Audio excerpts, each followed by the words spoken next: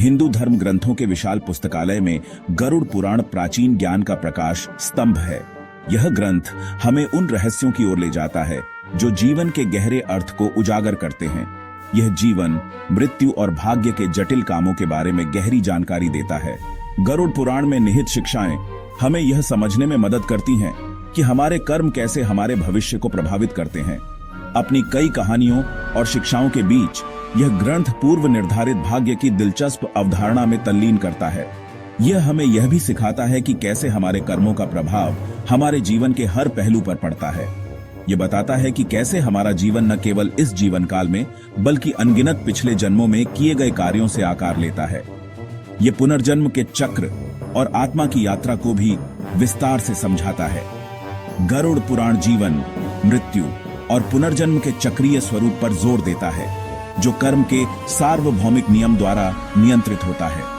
यह हमें यह भी सिखाता है कि कैसे ध्यान और आत्मचिंतन के माध्यम से हम इस चक्र से मुक्त हो सकते हैं। यह चक्रीय यात्रा यह समझने के लिए महत्वपूर्ण है कि हमारा भाग्य हमारे पिछले कर्मों से कैसे जुड़ा हुआ है। यह हमें आत्मज्ञान और आत्मविकास की दिशा में प्रेरित करता है। यह ग्रंथ जन्म और मृत्यु के इस निरंतर चक्र से मुक्ति का मार्ग दिखाते हुए एक मार्गदर्शक का काम करता है। यह हमें मोक्ष की ओर ले जाने वाले मार्ग पर चलने के लिए प्रेरित करता है। गरुड़ पुराण भाग्य को समझने की नींव के रूप में कर्मफल सिद्धांत, कर्म के सिद्धांत का परिचय देता है। यह सिद्धांत कहता है कि हर क्रिया, विचार और इरादा कार्मिक निशान उत्पन्न करता है।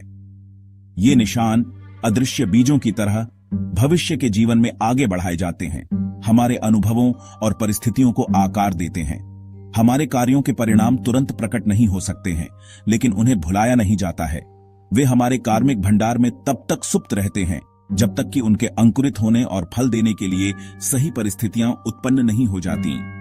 जैसे किसान बीज बोता है जो भविष्य की फसल निर्धारित करता है, वैसे ही हमारे कर्म हमारे अपने भाग्य के बीज बोते हैं।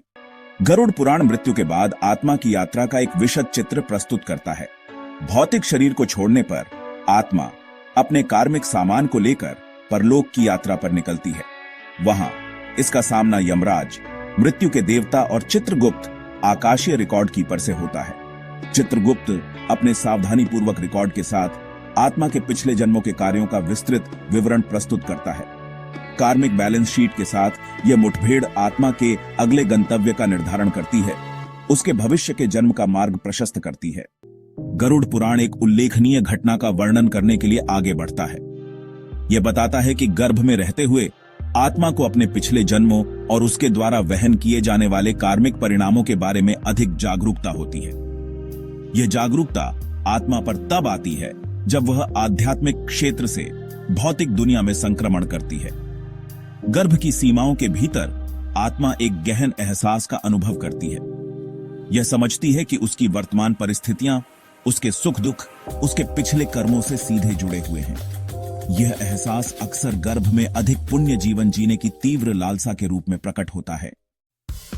भाग्य और कर्म के उद्घाटन नाटक में यमराज और चित्रगुप्त महत्वपूर्ण भूमिका निभाते हैं। वे ब्रह्मांडीय न्याय के रखवाले हैं जो हर आत्मा के कर्मों का हिसाब रखते हैं।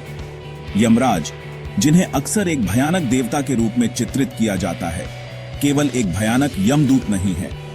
वह एक न्यायप्रिय और धर्म के रक्षक हैं।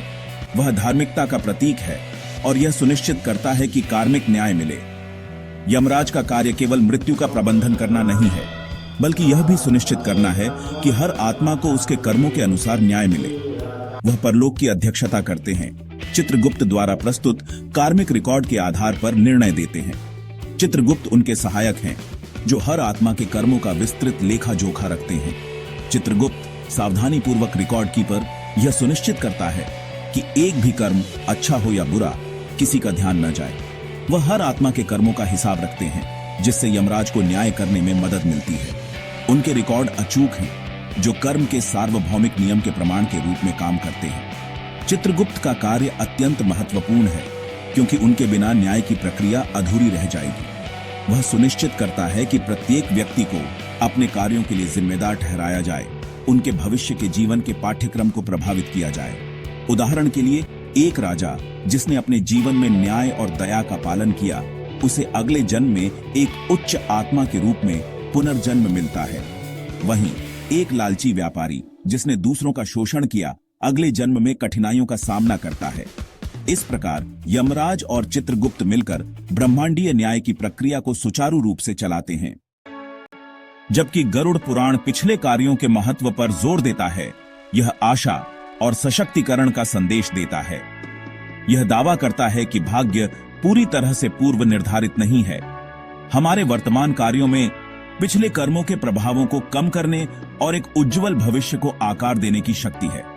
जैसे एक कुशल बुनकर करघे पर जटिल पैटर्न बना सकता है, वैसे ही हम अपने विचारों, शब्दों और कार्यों के माध्यम से भाग्य की एक नई टेपेस्ट्री बुनने की क्षमता रखते हैं। पुण्य कर्मों में संलग्न होकर, करुणा की खेती करके और आध्यात्मिक विकास की तलाश करके हम अपने जीवन के पाठ्यक्रम को बदल सकते हैं।